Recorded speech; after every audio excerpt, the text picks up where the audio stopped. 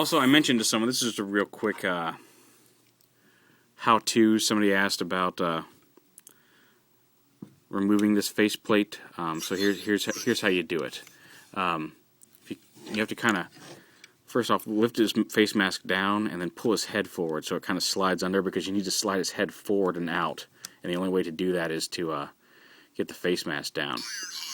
And then pull him up, and you see there's some wires attached. You can do this without detaching his head, but if you look in there, there's a little plug right there for the wires. And what I usually do is just take a flat screwdriver. You just get up under there and just gently pry the plug up and out.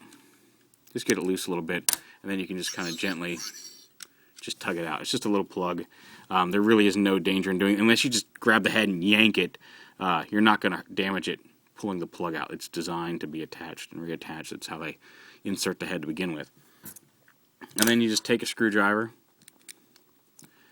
and unscrew this head back here. You just pull this panel off.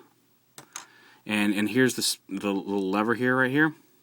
And all you have to do now is just basically pull this out,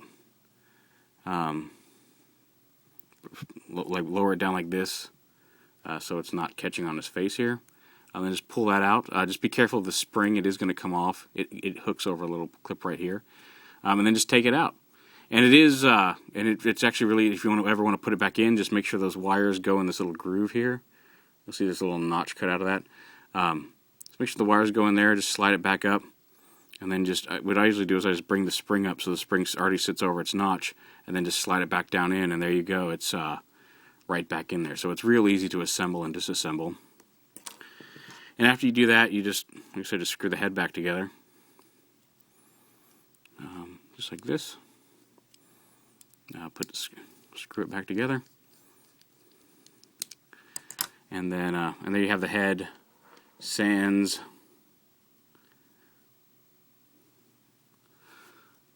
mouthpiece, and then you just plug it back in. And you don't have to plug it back in, because without that mouthpiece and the lever, it's not going to activate his sounds, because this button, you can see, activates a little lever thing that pushes that lever back. It catches on the hook here and makes this mouthpiece move. So without and this piece up here, thank God I didn't lose that spring. This piece right here is what actually slides up and pushes that button. So without this piece, he doesn't have. He still has his voice clips. You can still make the whirring noise in his chest, but he's not going to talk anymore because the button's in his head. But then you just slide him down. You can see this. This is a little round piece that's going to slide back into this groove here. So just push it in, slide it in, and you can have an Ironhide without the faceplate if you so choose. So there you have it, just a quick little video on how to remove that mouthpiece.